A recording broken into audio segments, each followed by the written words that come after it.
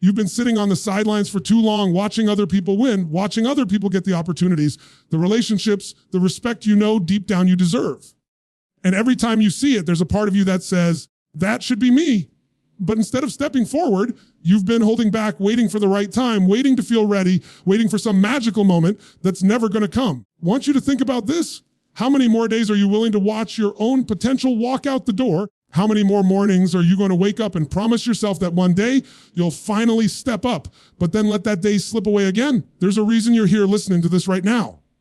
A reason you didn't scroll past. Because deep inside, there's a voice that's been screaming at you. It's time. Time to stop being the background character in your own life. Time to stop playing small.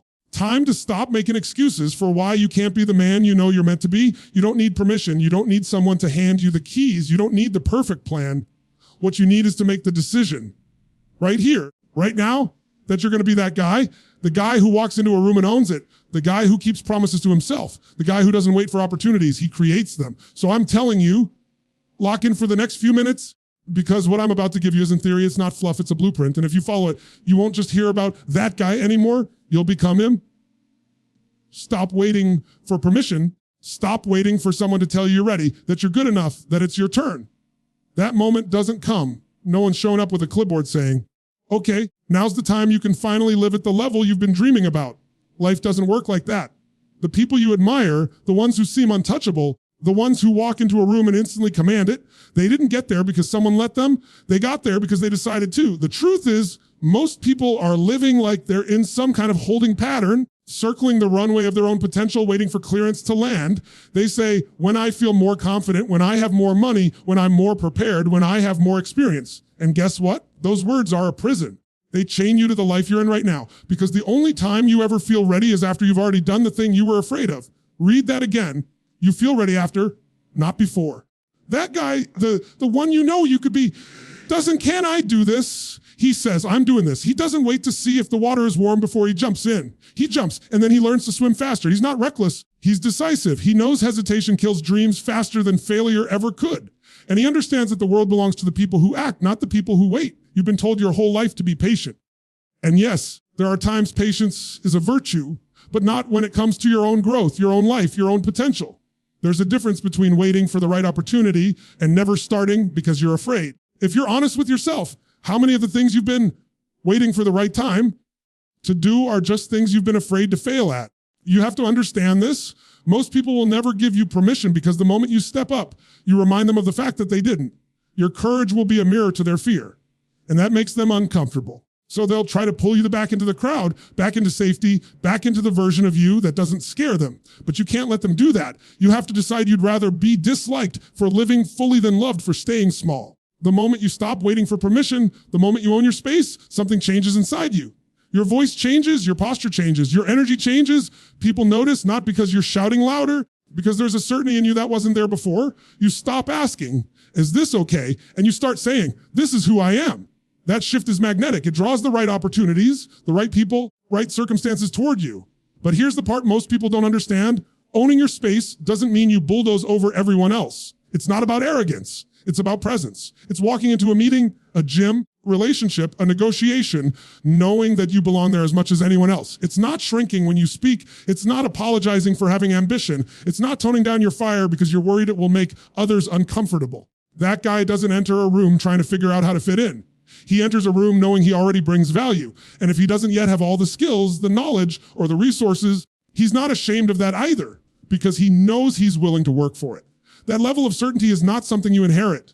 It's something you practice every single day. You practice it when you speak up in a conversation you would normally stay silent in. You practice it when you volunteer for a task you're not 100% sure how to do yet. You practice it when you stop second-guessing every instinct you have and start trusting yourself. You can't own your space if you keep giving it away to fear. Fear of judgment, fear of rejection, fear of failure. Let me tell you something, those fears never completely go away. You just stop letting them vote on your future. You stop letting them dictate your decisions. You recognize them for what they are, noise. And you act anyway. That's when you become unstoppable. Think about it. The last time you saw someone truly commanding respect, did you notice how everyone seemed to lean in when they spoke? How their presence shifted the energy of the room? That's not an accident. That's someone who's decided, this is my time. I belong here. I don't need anyone to tell me I'm allowed to show up at this level. This is where most people get it wrong. They think owning your space is something you do after you've succeeded. It's the opposite. You have to own your space before the success comes. You have to carry yourself like you're already in the game, not like you're still in the waiting room hoping to be picked. Because if you wait until you've earned the right to step forward, you'll never step forward at all. The action comes first, the validation comes after. So stop waiting for someone to recognize you. Stop waiting for someone to open the door. Stop waiting for the right sign. You are the sign. You are the one who decides. And the moment you make that decision fully without turning back, you become dangerous in the best way possible. Because now you're not living by someone else's timeline. You're not relying on luck. You're not hoping the world will hand you what you want. You're going after it with both hands. The truth is, life isn't fair. It never will be. Opportunities don't always go to the most deserving. They go to the ones who show up first, the ones who speak up, the ones who aren't afraid to put themselves in uncomfortable situations. And the more you do that, the world starts to respond to you differently. Suddenly, people see you as a leader. Suddenly, you're getting calls, invitations, offers you never got before. And all you did was stop waiting for someone to give you the green light. So here's the bottom line. If you want to be that guy, the first step is to decide that you don't need permission. Not from your boss, not from your family, not from your friends, not from society. You give yourself permission. And once you do, you act like it every day, because once you claim that space and refuse to give it back, the game changes forever. If you want, I can keep this exact tone and roll straight into key point 2 so it feels like one seamless live delivery. That way, whole speech will have no breaks or dead spots. Would you like me to continue with that? Confidence isn't something you sit around and wait for. It's not something someone hands you like a diploma. You don't wake up one day and suddenly feel bulletproof. Confidence is a muscle, and just like any muscle, it grows when you use it. The problem is most people treat confidence like a reward instead of a tool. They say, once I'm confident, take action. But the truth is you take action first and the confidence comes after. Think about it. Every skill you've ever learned, every challenge you've ever overcome, you didn't feel ready before you did it. You probably felt nervous, maybe even terrified. But once you did it, once you survived it, once you realized you were capable, that's when confidence showed up. It doesn't appear in advance. It shows up as proof that you can handle more than you thought. This is why that guy you want to be is relentless in taking action. He knows that waiting to feel ready is the biggest trap there is. He builds confidence by moving, by doing, by showing himself that he can figure it out as he goes. Every time he makes a decision, even a small one, he's adding another brick to the foundation of self-belief. That's why he walks differently, talks differently, carries himself differently, because he's earned that certainty through action, not through daydreaming. And let's be real, action isn't always pretty. Sometimes you'll fail. Sometimes you'll stumble. Sometimes you'll make a complete fool of yourself. But here's the secret. That's where the real confidence is born. Not from winning every time, but from knowing you can get knocked down and still get back up. When you prove to yourself that failure doesn't destroy you, you stop fearing it. And when you stop fearing it, you become unstoppable. Most people don't lack the ability to succeed. They lack the willingness to be uncomfortable. They want confidence without the awkward starts, without the mistakes, without the trial and error. But that's not how it works. You can read every book, take every course, watch every video, but until you put yourself in the arena, you'll never feel that unshakable self-belief you're chasing. You have to be willing to look bad before you can look good. Think about it like this. If you were training in a gym, would you expect to get stronger without lifting any weight? Of course not. You'd pick up something heavy, you'd struggle, you'd sweat, you might even fail the rep. But every time you do it, you get a little stronger. Confidence works the exact same way. You put yourself in situations where you're forced to grow, and even if it's uncomfortable, even if you're unsure, you keep showing up. That guy understands this on a deep level. He doesn't confuse perfection with progress. He doesn't need to know every single step before he starts. He knows the first step creates the second step. He knows momentum is built in motion, not in planning. And because he's constantly moving, constantly acting, constantly trying, he's constantly building more and more evidence that he can trust himself. And let's talk about trust, because that's the real heart of confidence. Confidence isn't about thinking you'll never make a mistake. It's about trusting yourself to handle whatever happens when you do. It's knowing that no matter how uncertain things get, you'll find a way through. That trust only comes from doing hard things and proving to yourself over and over again that you're capable. Every time you avoid a challenge, every time you talk yourself out of action, you chip away at that trust. You send yourself the message, I can't handle this. And the more you send that message, the weaker your confidence becomes. But every time you step into the fire, even if you don't have all the answers, you send the opposite message. I can handle this. I can figure this out. I've got this. That's the voice you want dominating your mind, because that's the voice that builds a life you're proud of. And don't think for a second that confidence is about being the loudest person in the room or having some big, flashy personality. Some of the most confident people in the world are calm, quiet, and direct. Confidence isn't about volume. It's about certainty. It's about the way you carry yourself, the way you speak, way you make decisions without second guessing. And that comes from doing the work, taking the risks, facing the fears most people run from. When you start building that kind of confidence, you'll notice the shift. People will respond to you differently. Opportunities will find you because you'll stand out in a way most people don't. You'll walk into a room and not be scanning to see who's judging you. You'll be scanning to see where you can make an impact. That energy is magnetic. It draws the right people, the right situations, the right outcomes into your life because people can sense when you believe in yourself. But here's the key. You can't fake it forever. Sure, you can fake it till you make it to get yourself moving, but real confidence is only sustainable when it's built on real proof. And the only way to get that proof is to act, to put yourself in situations where you can win or lose, you can succeed or fail, where you can actually test yourself. That's where the transformation happens. Every time you do this, every time you take action, even when you're unsure, you're stacking wins. Some of those wins will be obvious, like hitting a goal or closing a deal. Others will be invisible to the outside world, like the moment you speak up in a room where you used to stay silent, or the day you make a decision without agonizing over what everyone else will think. Those are victories too, and they matter. They matter because they're proof to yourself that you're growing. And once you've got that track record, once you've built that mountain of evidence that says, I can handle it, nothing and no one can take that from you. You could lose your job, lose your money, lose your comfort, but you'll still have you. You'll still have the skills, the resilience, the certainty you've built through years of showing up and acting in spite of fear. That's why that guy is calm in the storm. That's why he doesn't crumble under pressure, because he's been there before and he knows he'll get through it again. So if you want to build relentless self-belief, stop waiting to feel ready. Stop telling yourself you'll act when you're more confident. Flip it. Act first, take the step, face the challenge, do the thing that scares you, then do it again and again and again. Because the more you do, the more proof you collect. And the more proof you collect, the more unstoppable you become. Average is a disease. It's comfortable, it's socially acceptable, it's easy to justify, and that's why it's dangerous. Most people are living at average standards, not because they're incapable of more, because average is safe. Average doesn't require risk. Average doesn't demand sacrifice. Average doesn't force you to confront who you really are when there are no excuses left. But here's the truth. Nothing extraordinary ever grows in the soil of average. That guy you want to be doesn't tolerate good enough. He doesn't wake up and say, I'll do just enough to get by. He wakes up with the mindset that every single day is an opportunity to raise the bar. Not just once in a while, every day, because here's the thing, if you don't set your own standards high, the world will set them for you. And trust me, the world will happily hand you a life of mediocrity if you let it. The trap of average is that it feels normal. Everyone around you is doing it, so you don't even question it. You see people putting in minimal effort at work, letting their health slide, neglecting their relationships, and because it's common, you think it's acceptable. But common doesn't mean right. Common doesn't mean fulfilling. Common doesn't mean you'll look back one day and feel proud of the life you lived. You have to understand something. The difference between good and great isn't talent, it's standards. Most people have moments, greatness moments, when they give everything they have. But the guy you want to be doesn't just have moments. He has a lifestyle of greatness. He sets standards for himself that don't drop just because he's tired, stressed, or not in the mood. He doesn't need perfect conditions to show up fully. He shows up fully because that's who he is.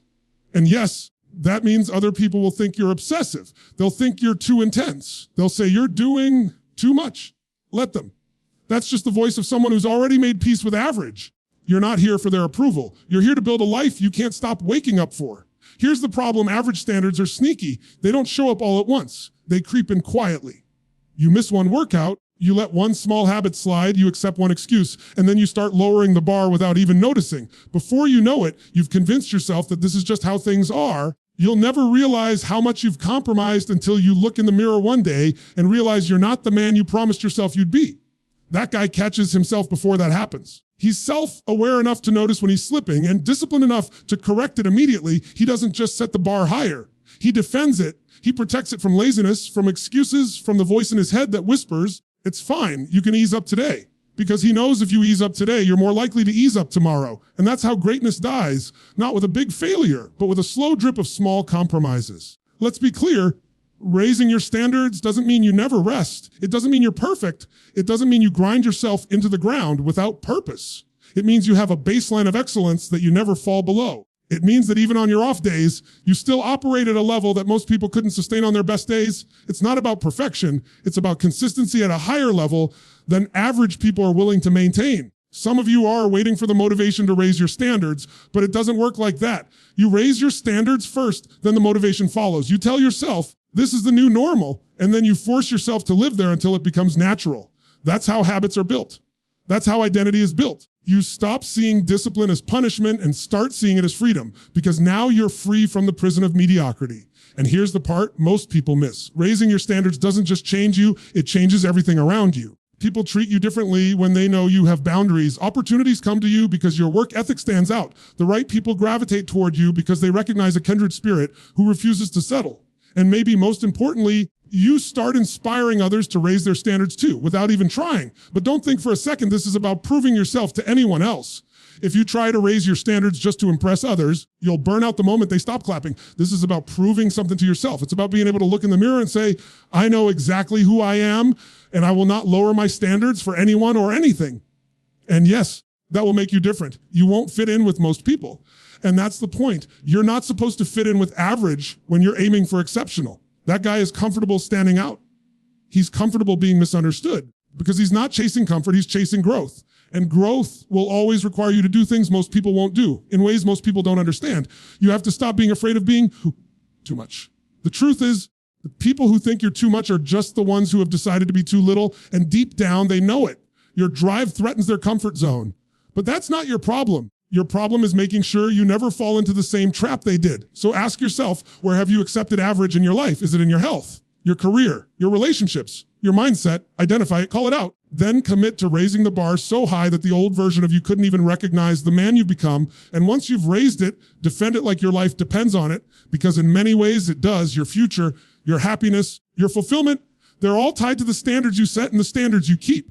And when you make that decision, when you finally say enough, when you decide that average is no longer an option for you, everything changes. Energy changes, your results change, your life changes. Because the moment you refuse to live at average standards, you automatically start moving toward greatness. Pressure is the great equalizer. It doesn't care about your intentions, your excuses, or your plans. It exposes you. And the truth is, most people crumble under it, not because they aren't capable, because they've never trained themselves to stay in control when things get chaotic. That guy you want to be, he's different.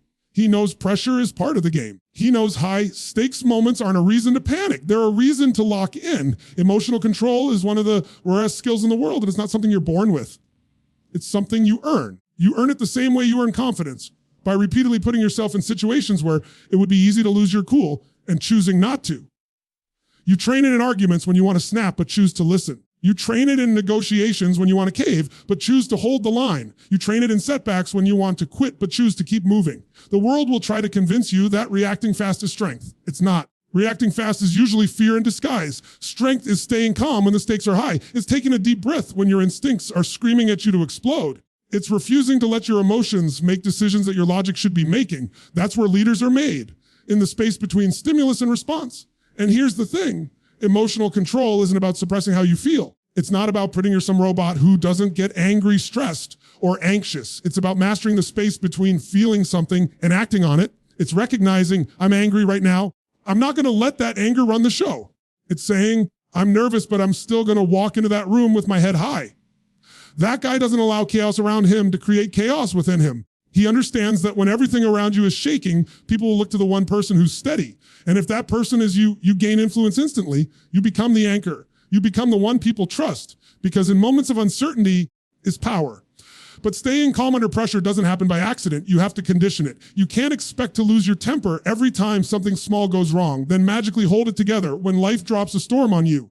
You have to treat small moments like training for the big ones. That's why discipline in the small things matters. That's why you challenge yourself daily. Every time you control your reaction in a minor inconvenience, building the muscle you'll need for the major tests. Most people's problem isn't that they lack the ability to be calm. It's that they let their emotions decide their identity. They say, I'm just an impatient person, or I'm just someone who gets stressed easily, as if that's set in stone. But that's a story. And if you keep telling yourself that story, you'll keep living it. You have to decide you're the kind of person who keeps their composure no matter what. You have to make it part of who you are, not just something you do when it's easy, because life will test you over and over again. The deal will fall through. The person you trusted will betray you. The plan you worked on for months will collapse in one day. And in those moments, it's not your resume, your connections, or your Instagram followers that matter. It's whether you can stand there, take the hit, still think clearly enough to make the next move. That's why emotional control is one of the most valuable weapons you can carry.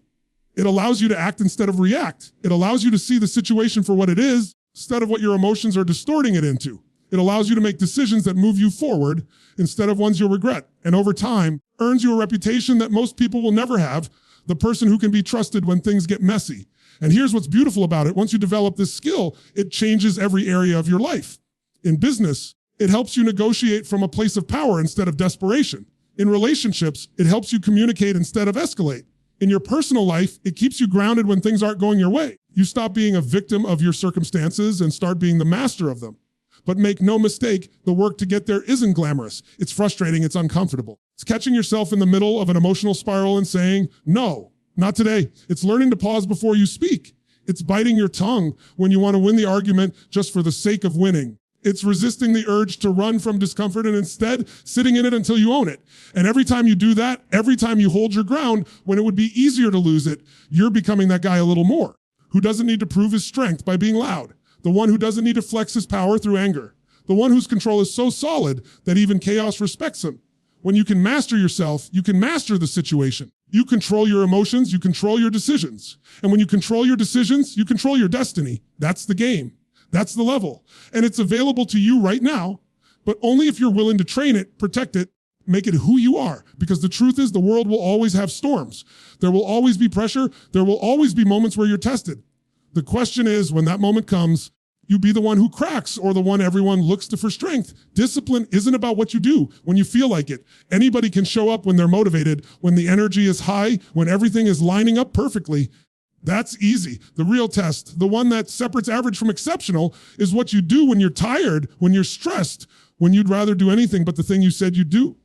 That's where discipline lives. That guy you want to be doesn't just rely on inspiration. He doesn't need to be in the mood to take action. He's not at the mercy of his feelings. He understands that if he waited until he felt like it, he'd get almost nothing done. So he's built a mindset where the action is non-negotiable. It happens whether the conditions are perfect or not. Most people misunderstand discipline. They think it's a personality trait, like some people just have it and others don't. Discipline isn't about genetics, it's about decisions. It's about the daily choice to do what needs to be done, regardless of how you feel in the moment. And the more you make that choice, the easier it gets, because you stop debating with yourself every time. You remove the option of quitting. That's why discipline is so powerful. It frees you from the constant mental tug of war. Without it, you waste endless energy trying to talk yourself into the things you know you should do. With it, you just do them. No drama, no second guessing, no mental gymnastics. You show up because it's who you are, not because you felt like it today. Here's what's wild. Discipline actually makes life easier, not harder. At first, it feels heavy. It feels like a burden. But over time, it becomes automatic. And once it's automatic, you stop carrying the weight of inconsistency, guilt, regret. The people who think discipline is hard have no idea how exhausting it is to constantly restart, to constantly make promises to yourself that you break, to constantly live with the gap between what you say you'll do and what you actually do. That guy doesn't live in that gap. His word means something, especially to himself. He doesn't negotiate his commitments away because he's tired or because the mood shifted. If he says he's going to do something, it gets done. Period. That's not just about work. It's about every area of life. He treats his body, his relationships, his goals with the same standard. But make no mistake, there will be days when it feels impossible. Days when you wake up and every cell in your body is begging you to skip. Days when the temptation to delay is louder than your reason for starting in the first place. Those are the days that count the most, because those are the days that build you. Anybody can run when the sun is out. It's who keeps running in the rain that gets ahead. If you think about it, the moments you remember most in your life aren't the ones when it was easy. They're the ones when it was hard and you still showed up. That's what discipline gives you. It turns you into someone you can trust. And that trust is everything, because the minute you stop believing your own word, you start living in self-doubt. You stop aiming high because you know deep down you won't follow through. People talk a lot about motivation, but motivation is fickle. It's unreliable. It's a spark, not a fire.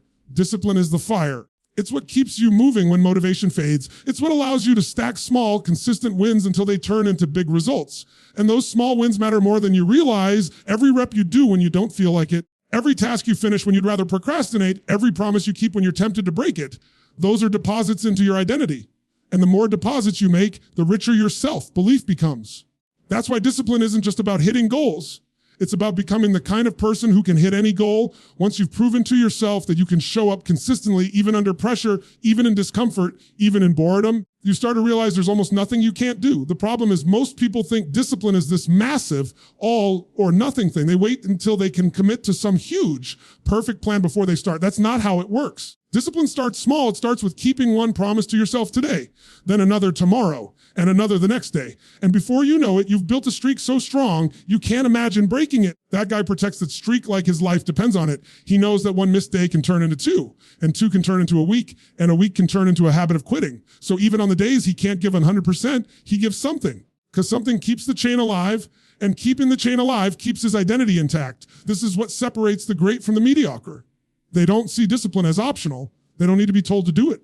They don't look for loopholes or excuses. They decide once, and then they follow through every time. It's not about hype, it's about habit. And once you've built it into your identity, it becomes almost impossible to stop. Here's what's beautiful. Once you become disciplined in one area of your life, it spills into others. You get disciplined with your workouts. Suddenly you're more disciplined with your time. You get disciplined with your finances. Suddenly you're more disciplined with your focus. It's a ripple effect, and it starts with the smallest possible decision to simply show up. So if you want to be that guy, you can't just show up when it's easy. You can't just work hard when you're motivated.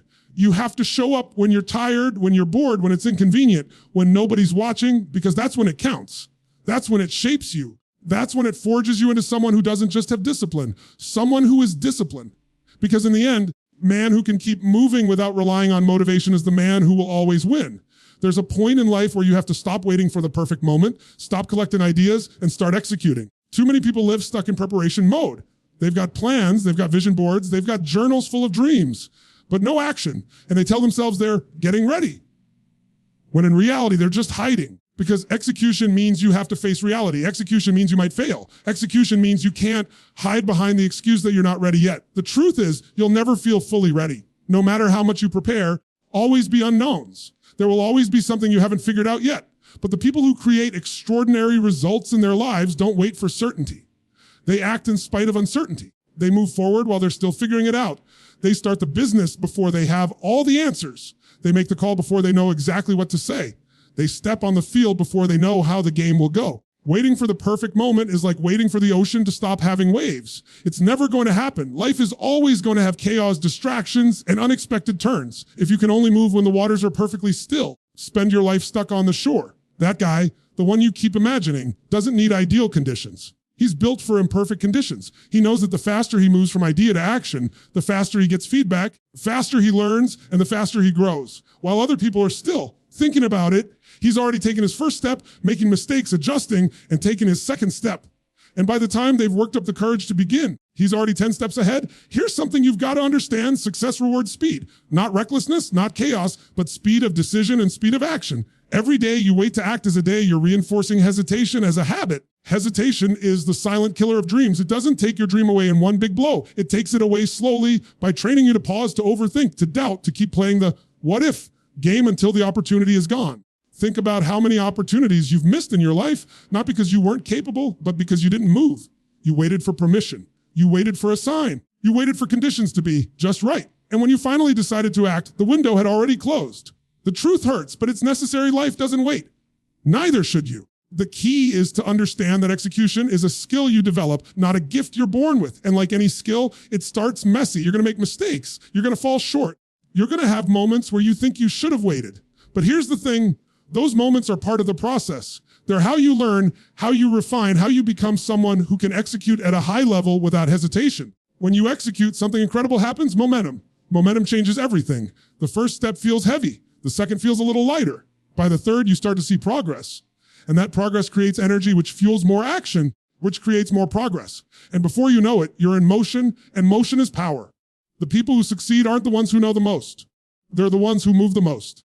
They take an idea from their mind and turn it into a real world action before fear can talk them out of it. That's why they win. Not because they're fearless, but because they've learned to act before fear has a chance to grow roots. You've probably heard people say, knowledge is power. That's not true. Knowledge is potential power. It's only power when you use it. You can read 100 books, take 100 courses, watch 1,000 videos. Until you take that first uncomfortable action, nothing changes. Your life doesn't respond to what you know. It responds to what you do. That guy understands this. He doesn't sit on information. He moves on it. If he learns something today, he's applying it today. He knows the longer you wait to act on what you've learned, the less likely you are to act at all. That's why he lies by the principle of immediate execution. Not next week, not tomorrow, now. Because later is where dreams go to die. And let me tell you, execution isn't about being perfect. It's about being relentless. Perfectionists lose because they never launch. They want every detail flawless before they move. While they're fine-tuning, someone else with half their skill but twice their action has already claimed the win. The world doesn't reward the person with the perfect plan. It rewards the person who shows up and adapts. If you want to become unstoppable, you've got to break your addiction to overthinking. Every time you feel yourself hesitating, remind yourself hesitation costs more than mistakes. You can recover from a mistake. You can't recover from a lifetime of never trying. The reality is, most people will waste years preparing for the thing they could have figured out in months if they just started. You learn faster in the field than you do in theory. Experience is the ultimate teacher, but you only get that experience by stepping into the arena, by putting yourself on the line, by risking the embarrassment, the discomfort, the unknown. And here's the irony: the more you execute, the less fear you feel, because you realize that most of the scary outcomes you imagine never happen. And even when they do, they're never as bad as you thought. You survive, you adapt, you grow stronger. And with every action, build a deeper trust in yourself that says, no matter what happens, I can handle it. That's the real win. Not just the results you get from executing, but the identity you build as someone who takes action. Because when you see yourself as a person who acts, you start aiming higher. You stop second guessing whether you can do something because you know you'll figure it out on the way. You start living with a quiet confidence that doesn't need to talk. It just moves. And when you're that person, opportunities don't pass you by. They come to you because people see you as someone who delivers. They know you're not just a talker, you're a doer. And in a world full of people waiting for the perfect time, the door is on the future. So stop waiting. Stop overthinking. Stop letting fear disguise itself as preparation. You don't need perfect. You need movement. Because the moment you commit and take that first step, you set something in motion that can change your entire life. The only thing standing between you and the life you want is the action you haven't taken yet.